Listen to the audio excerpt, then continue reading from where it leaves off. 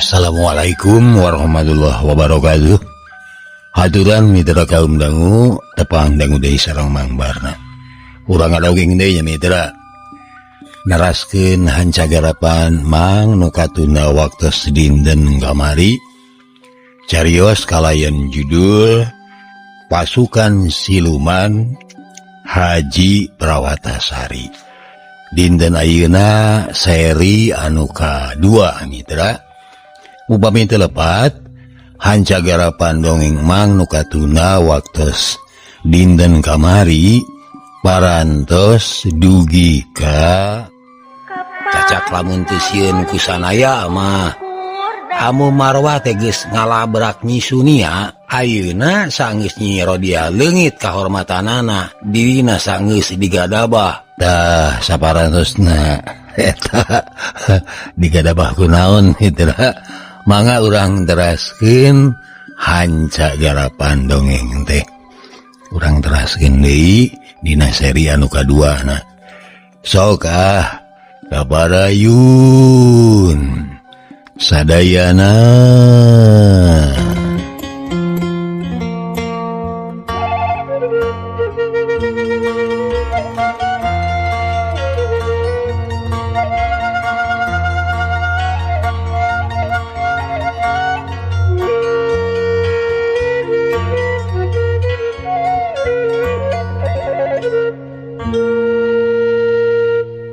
Mitra kaum dangu Ayeuna saenggeus Nyi Rodia leungit kahormatan dirina saenggeus digadabah ku Ki Jurangrong amu marwah teh beuki ceuceub bae meureun meungpeung eueuh sanaya meungpeung eueuh anu dipikasieun Nyi Rodia teh salila ieu teu weleh dikakaya. Nya cenah pi bapa tereun sia teh tukang gedebul gede wadul majarakeun teh rek nulungan salaki aing anu keur dihukum ku kumpeni mana geuning buktina geus leuwih ti 1 taun acan balik keneh bae ceuk amu marwah lamun keur nyarekan Nyi Rodia teh lamun geus inget kadinya hate Nyi Rodia teh manis sedih karasana teh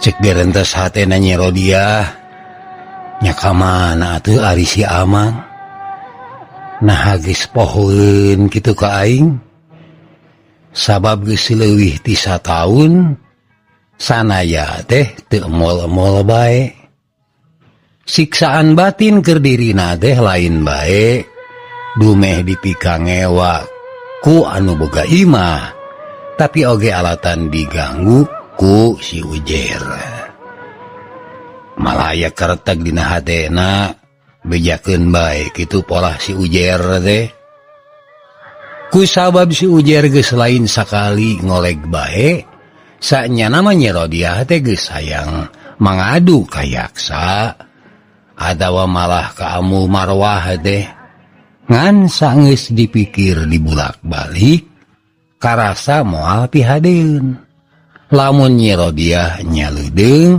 da hasil nama tacan tangdo alus kacipta meureun bakal guyur salemur ear saja jagat pi pamajikaneun yaksa rek dikoromeoh ku bujangna yaksa wirang amu marwah wirang sarerea wirang malah anu leuwih wirang mah nyameureun dirina sorangan sabab nasibna teh ngan dikoromeo lalaki jahat teh kacipta wirangna teh nu matak tiwatan di war-war mah nya mending disidem we kitu ceuk pikiran Nyi Rodia teh ngan anu Nyi Rodia henteu ngarti mah kunaon si Ujer teh mana calutak teuing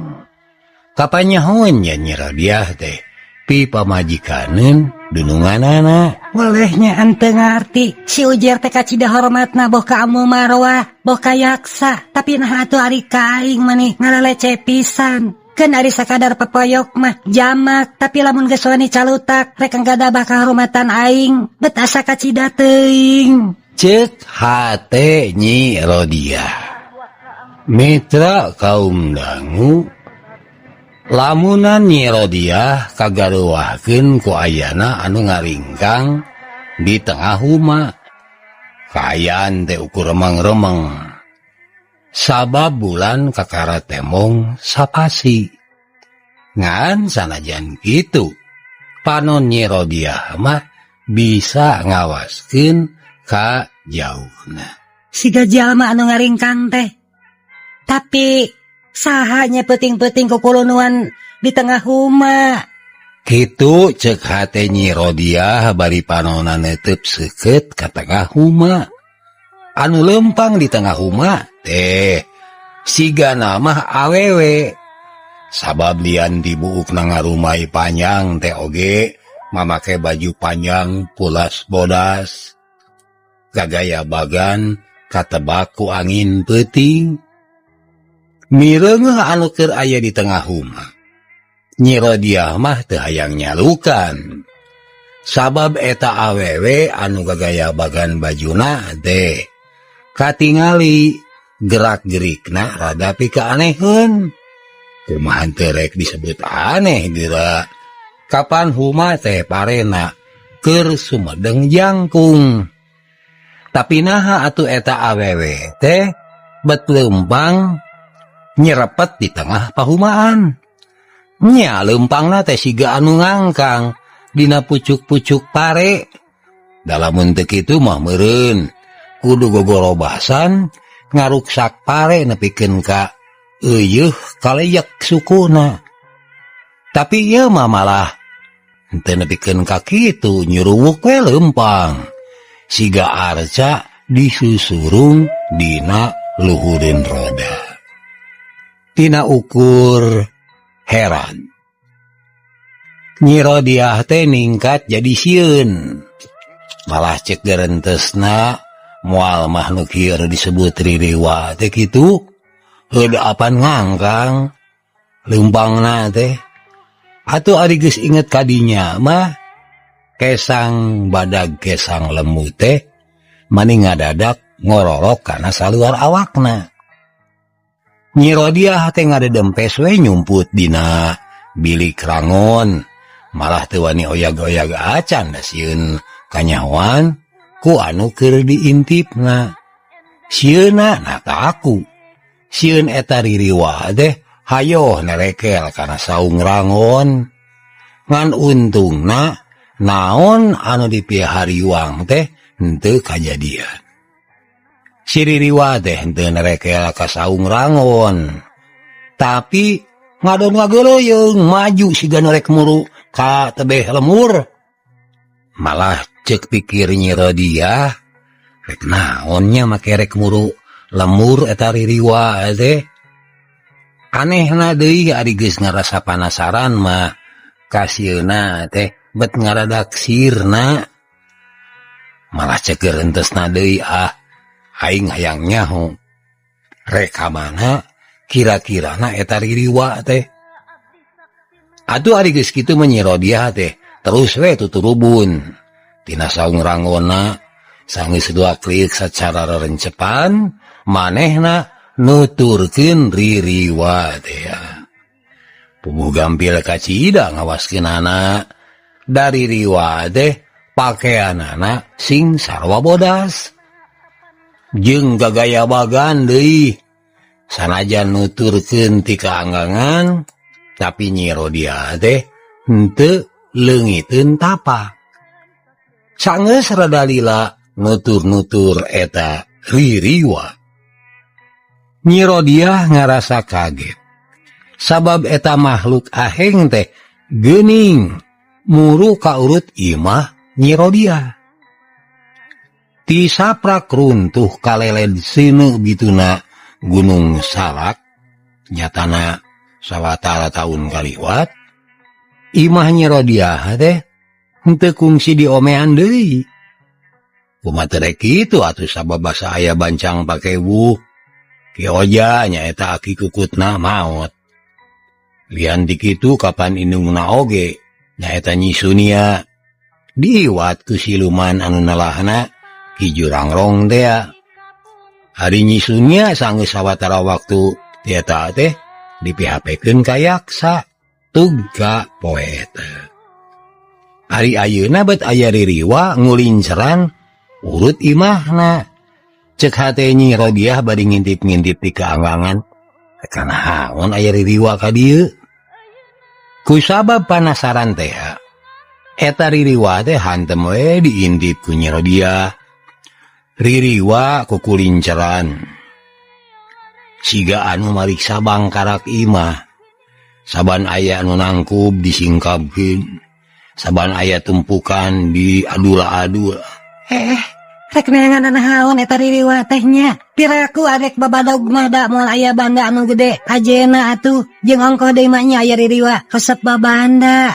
Gerenengna Nyi Rodiah beuki panasaran wae. Mitra kaum dangu kusabab hayang sidik naon anu keur dipilampah ku eta ririwa atuh Nyi Rodiah teh keketayepan hayang beuki deukeut. Geus poho we kana kasieun mah. Saenggeus aya rungkun anu bisa dipake nyumput.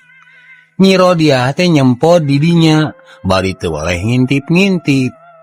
Ririwa teh siga anu bingungeun. Alatan henteu manggih naon-naon anu kumanehna diteangan. Neangan naon? Nyi Rodiah oge henteu apaleun deui ngan anu eces. Ririwa teh kadenge ceurik mani ngading diut. Ceurikna salian ti pika sadiheun teh oge pika keueungeun. Matak muringkak kana bulu punuk Nyi Rodiah. Meni siga anu nangsa kacida eta sarat ceurik teh. Nah boga kasedih naon nya. Cek hate Nyi Rodiah deui. Atuh kusabab beuki ngarasa panasaran bae. Nyi Rodiah teh ngadeun beuki ngadeuketan. Ngan basa manehna beuki deukeut, ririwa teh ngoreja treuwas bari merong ka Nyi Rodiah. Ari geus deukeut mah Nyi Rodiah teh bisa mireungeuh beungeut eta ririwa. Manehna kacida reuwaseunana. Sabab apa pisan kana eta beungeut teh. Amu Sunia.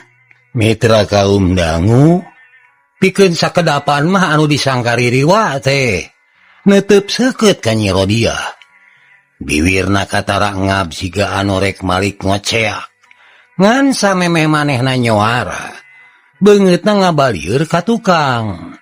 Teu ari geus kitu mah ngan belesat bae ngabelesat siga anu ngapung. Henteu kungsi lila geus les teu kabireungeuh kalangkang-kalangkangna acan. Amu. Ceuk Nyi Rodiah gogorowokan bari kokotetengan ka ditu ka dieu. Tapi anu diteangan teh tetela geus ngiles teuing ka mana. Kusabab diteangan ka ditu ka dieu teu kapanggih. Tungtungna Nyi Rodiah teh ngabeubeutkeun awakna disisieun gunukan Bangkarak. Aing moal kapalingan nu bieu nyampeurkeun ka dieu teh moal salah Amu Sunia. Amu. Nah datang tengan saja lewat pisan. Nah Amu. Ke ulah waka angkat ulah kebat ngejat dengan ulah waka dak kebat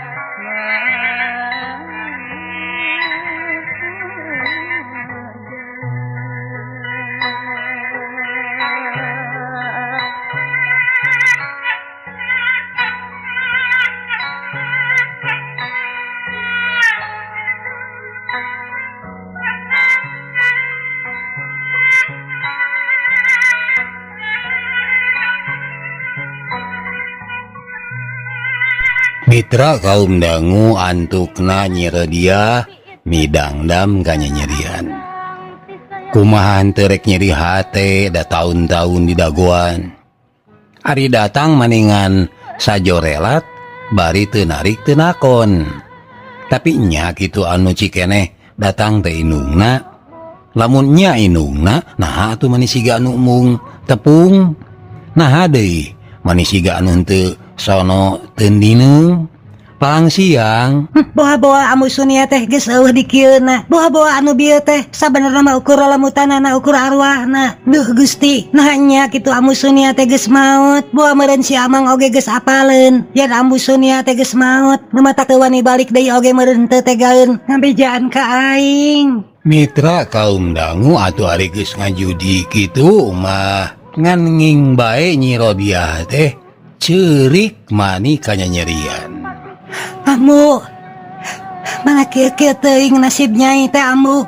Padahal mun amu paeh mah atuh Nyai oge bawa paeh we amu. Ceuk Nyi Rodiah mani euriheun. Saenggeus ngajudi hal sarupa kitu, harepan manehna teh beuki ipis bae. Nyi Rodiah geus boga sangkaan tangtu sanaya moal neang manehna deui da meureun geus nyaho inungna maot. Kusabab bebeja mah moal berat nya meureun mending cul kitu bae. Nyi Rodiah diantep sina Nyi Ruruk di imah yaksa da ceuk ingetan sanaya mah meureun Nyi Rodiah teh dileuleheungkeun ku yaksa, digegenahkeun jeung dipupujuhkeun ku pisalakieunana. Padahal Amang nasib Nyai teh batan sakieu balangsakna. Dahar isuk henteu sore tibatan seubeuh ku dahareun ngadan seubeuh ku paneungeul. Amang, duh Amang, nah atuh mani tega-tega teuing ka Nyai teh. Ceuk hate Nyi Rodiah teu weleh midangdam. Ari geus ngarasa yen hirupna cuklek leuweung cuklek lamping mah hate Nyi Rodiah teh peuting eta keneh oge geus nyieun putusan. Ceuk garentes hate Nyi Rodiah bari cengkat tibatan Nyi Ruruk di imah batur mah ngadon seubeuh ku sangsara. Aing teh mending ingkah we, ingkah kumaha inung suku Nyamawa. Aing mah mending paeh langlayeuskeun di leuweung tibatan kojor dianiaya deungeun. Ceuk garentes hatena bari jung cengkat. Adi geus kitu mah manehna teh leumpang gancang muru heula imah yaksa. Lain rek amitan atawa sumawona rek bebeja, tapi rek bubuntel. Sanajan teu loba oge tapi Nyi Rodiah teh boga sababaraha hiji pakean jeung bekal duit ladang ngeureutneun zaman indungna buburuh di kebon sawatara taun ka tukang. Saenggeus leumpang gagancangan. Pamustunganana manehna anyog ka pipiri imah Amu Marwah. Ngan samemeh muka panto tukang ku Nyi Rodiah kadenge sora Amu Marwah siga anu keur nyarekan si Ujer. Kumaha kapangih henteu si Rodiah teh? Ujer, kapangih henteu? Cik sora Amu Marwah. Nyaedan teu juragan. Tema si Ujer siga anu sieun. Hari sia kumaha nya? Dititah kieu teu metu, dititah kitu teu metu. Si aku aing teh geus diberi tu dititah ngakadabah si Rodiah, tapi nepikeun ka ayeuna henteu. Teu hasil-hasil bae. Sia mah lain lalaki meureun Ujer, lain lalaki sia mah. Ceuk Amu Marwah legeleneng. Lalaki teulen Ujer teh juragan. Tapi jadi kudu papaksa pilu sama deuh. Ujer teh teu tega. Mun mah si Rodiah bisa disuseup maduna ku Ujer, nyatu hayang papada suka we atuh juragan dah. Temal si Ujer matak ngagetkeun Nyi Rodiah anu keur ngadedempes ngadedengekeun ti pipir. Nyi Rodiah teh kacidaruwaseunana. Tetela geuning si Ujer salila ieu culangung bae teh alatan dihaja dititah ku Amu Marwah. Yeuh, dekekeun sia Ujer. Aing malin ngarepkeun si Rodiah suka ka sia. Tapi ada kudu ditarekahan teh ieu kumaha carana sangkan si Rodia kawiwirangan. Menurut upama geus kitu mah aing teh babari hayang ngabolaikeun jodona jeung si Yaksa anak aing teh. Degekeun ku sia ujar ieu. Aing teh geus henteu sabar hayang geuwat misahkeun si Rodia.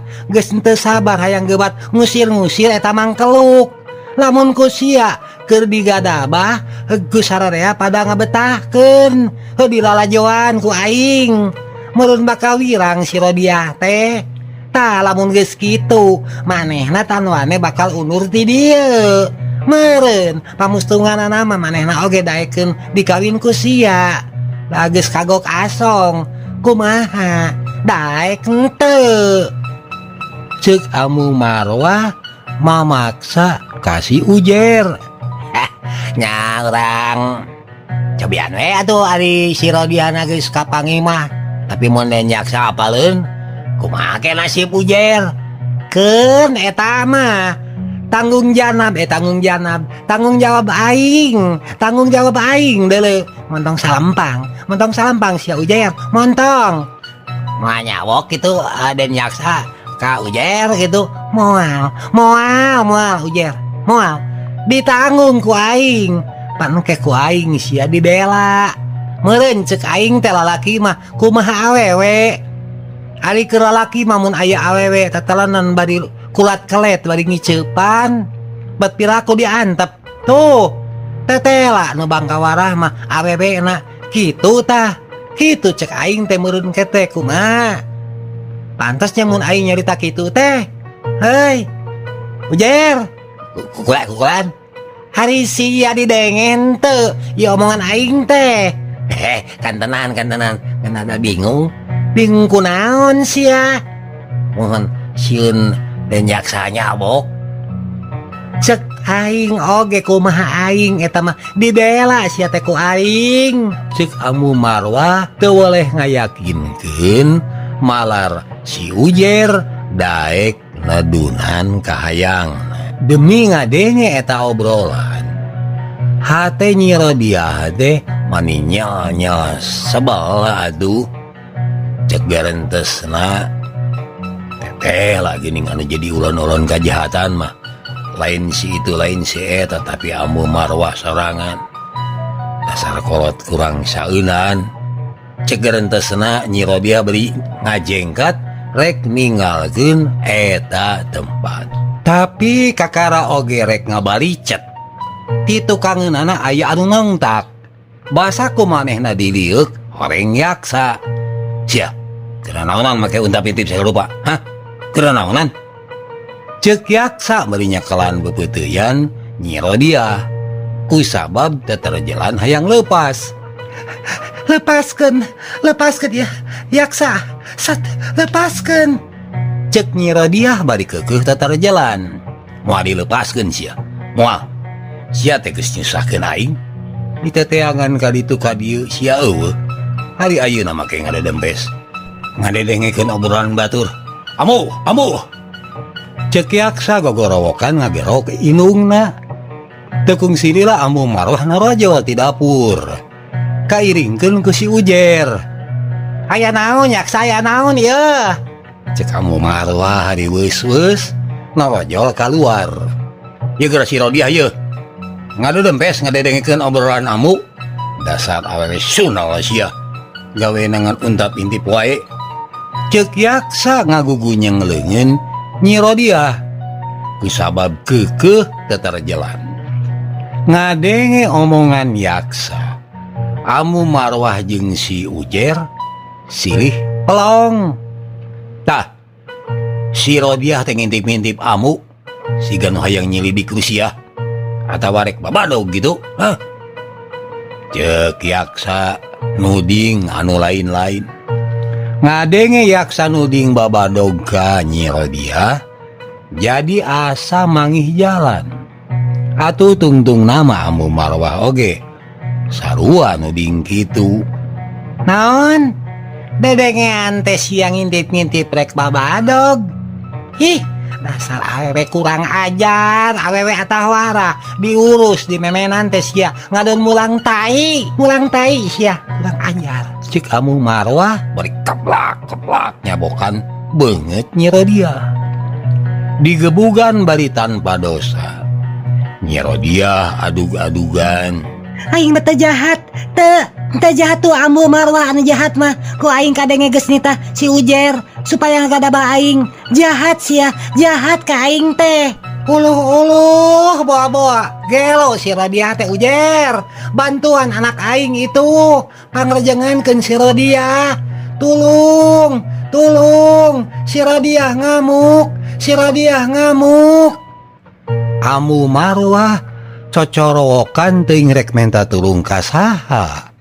Kapan eta imah teh nangang ti tatangga. Anu rabul ting tarojol mah malah maruna anu tiluan. Katut sababaraha bujang. Aya naon itu aya naon? Cek maru ka hiji Amu Marwah. Iya si Rodiah ngamuk gelo ngadadak. Rejengan geuwat rejengan. Cek Amu Marwah jajerewetan bari sampingna nyingsat bae. Baruk si Rodiah ngamuk, baruk si Rodiah jadi gelo. Untuk dikencarkeun atuh gawat keren, mending ge keren dina kanang embe. Cek eta maru teh. Ari sugan moal digugu. Tapi geuning Amu Marwah teh nitah si Ujer jeung Yaksa supaya ngarejengan Nyi Rodiah tur kudu dikerem dina kanang me. Hayo kerem di ditu tuh dina kanang me. Isi sagala ngaruksak di imah mah ye gawat Ujer. Rejengan ka itu. Amu Marwah garos singsat. Manis ganu nyawe riweuh jeung soak. Atuh Nyi Rodiah teh digusur rek di kanangan. Sabot digugusur Nyi Rodiah jejengkengan. Bari jejerewetan. Aing mah teu edan. Amu Marwah nu edan mah. Amu Marwah edan.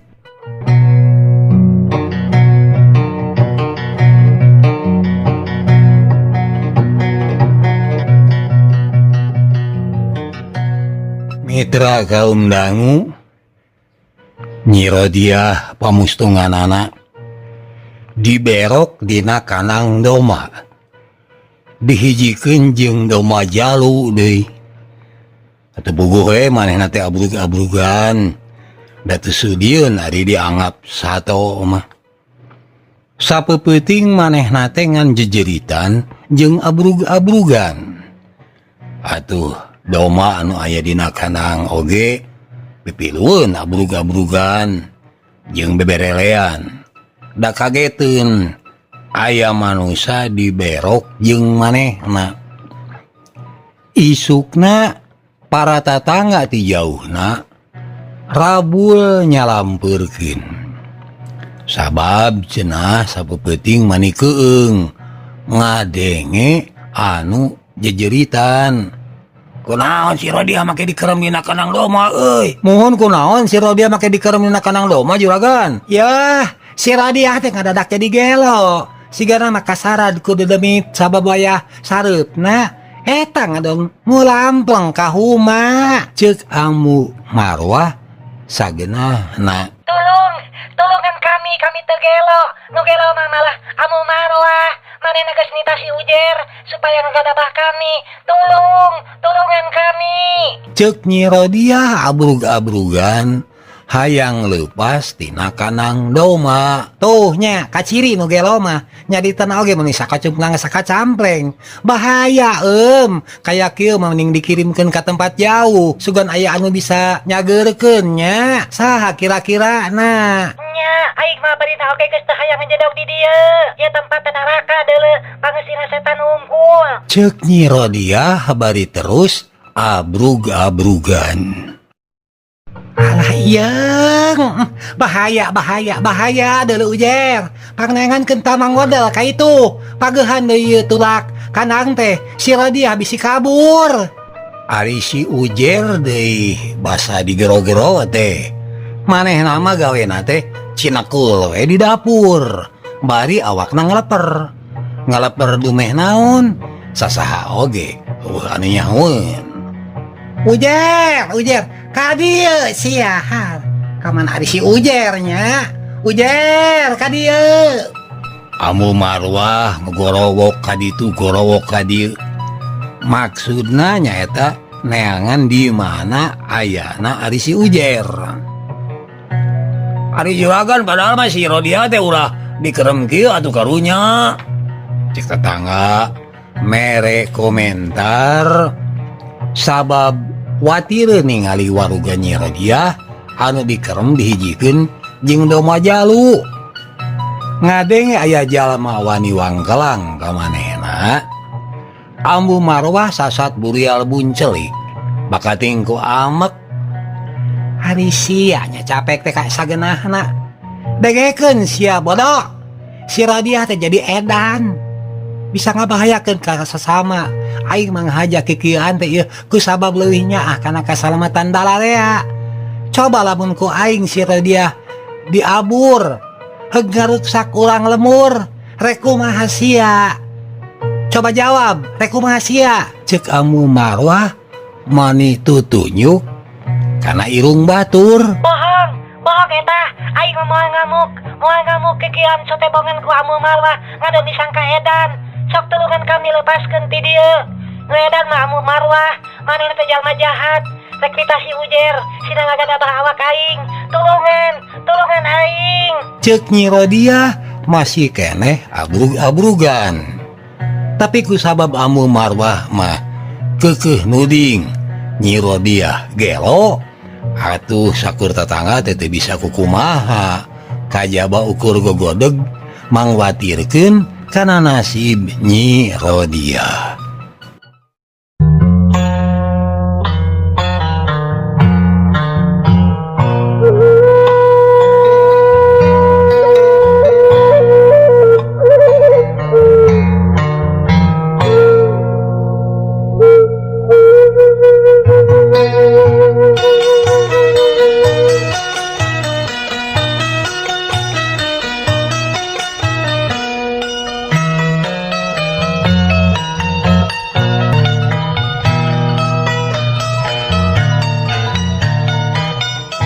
Mitra kaum dangu ari pagetona Ambu Marwah sakulawarga teh nampa beja pikabungaheun. Kumaha teu pikabungaheun sabab aya iber ti tatangga yen Ki Soma geus balik. Baruk salaki aing geus mulang. Ceuk Ambu Marwah asa percaya asa henteu. Sabab geus leuwih ti sataun leungitna Ki Soma. Nya Ki Soma datang tuh keur dialut-alut di hareupeun lawang kori. Ceuk tatangga anu anyar lumpat mieulaan sabab mere iber ka Ambu Marwah. Ngadenge eta beja sakur anu aya di imah kalaluar. Yaksa dituturkeun ku indung terena anu tiluan. Milu tuturubun. Nyaan bapak teh geus mulang. Ceuk Yaksa panasaran. Sabab manehna mah geus boga anggapan bapana teh maot dihukum gantung ku Ki Mastanu. Nah ari jalma saleh mah ye mau oleh ditang tayungan ku pangeran oge ditang tayungan. Ceuk Ambu Marwah kitu teh bari cari nakdak. Atuh bring sarerea muru lawang kori rek mapagkeun Ki Soma. Tapi di tengah jalan oge geus pasang rok manten. Sapiri umpi sasa tinggal abrug bari paungku-ungku ceurik. Salaki aing datang deui. Syukur Gusti Nu Agung, nuhun salaki aing datang deui. Ceuk Ambu Marwah bari ngagalentoran Ki Soma anu awakna jadi begung jeung pipina kemong. Tur temong ka kolotanana.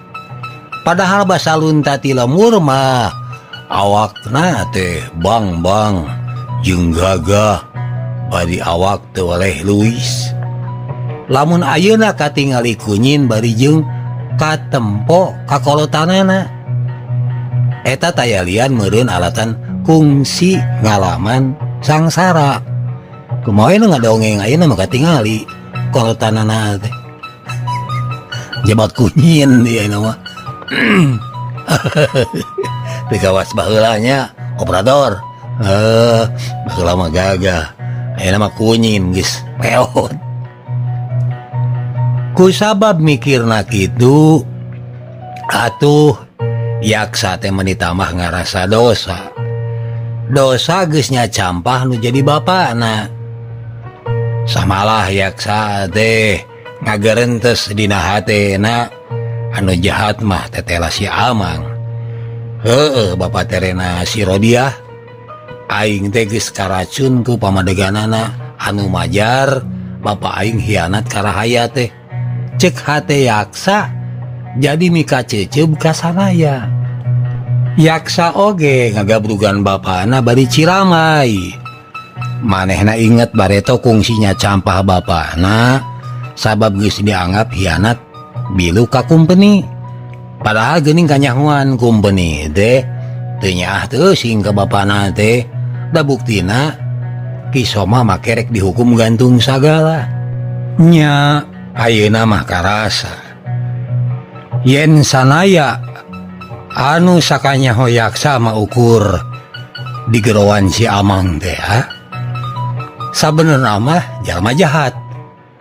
Sakurang-kurangna eta jalma teh geus maksa miru samanehna sangkan mikang hewa ka anu jadi bapa jeung ngabaruntakeun rumah tangga batur. Aing dipaksa sina ngawin anak terena nyatana si Rodiah. Daek so teh bareto basa si Rodiah parawan jekekan.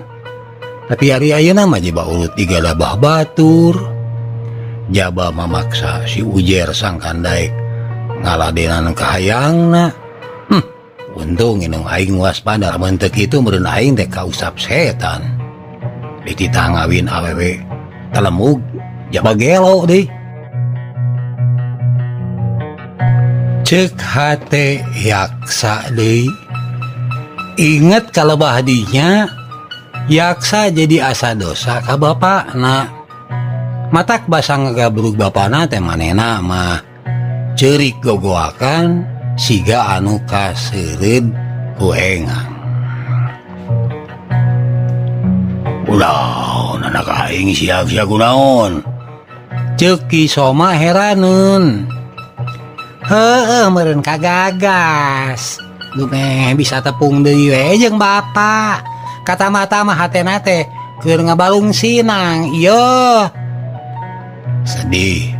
Lumeh naon euy bisi aya maung ngamuk gajah mata. Niat ganggu ka sia. Aing bagian anak dulu. Ceuk Kisoma bari nepakan dada ngan dekung silera jegroh batuk. Da meuneunan nepakan dadana tarag teuing. Daon. Anu jadi karung sing sia teh ya. Sia montong sedih montong hariwang. Sabab ayeuna bapa sia teh geus aya tur bakal nang Taiwan sia. Ceuk Kisoma bara gagah bere gege temong deui somongna. Magas lah magas. Meneng oge engkewe urang caritakeun di imah ya. Cek Amu Marwah ngajak salakina buru-buru mulang ka imah. Ana datang ka pakarangan, Kisoma ngadenge sora awewe jejeritan. Sora awewe jejeritan? Awewe saha? Ceuk Kisoma curing hak. Lah, meges. Keh heula hayu urang reureuh we ayeuna mah. Reureuh. Cik Amu Marwah ngenyang salakina supaya ulah muru ka kanang me. Tapi adi anu dikekenyang lah kalah kamerod. Atuh pamustunganana sarere nuturkeun Kisoma anu geus tiheula muru kanang doma di pipir imah. Basa nyahoeun di jero kanang aya awewe keur jejeritan bari ngagujrag-gujrag panto kanang anu sakitu wawagna ubuhan doma jalu atuh nu diteuneun di dinya teh. Kisoma teh puguh we ngarasa kageteun. Awe saha ieu make di kanangan? Dihiji kenyeng doma jalu. Bener sugan. Awewe sagelis-gelis kieu dihiji kenyeng doma jalu. Leh, cingan bikin ka Kevin ka itu. Ceki sama ama ke. Cager. Harta mitra. Hanya kal kabujeng neng. Hatur nuhun kana perhatosanana insyaallah enjing tepang dangu deui. Billahi taufik wal hidayah. Assalamualaikum warahmatullahi wabarakatuh. Ciao.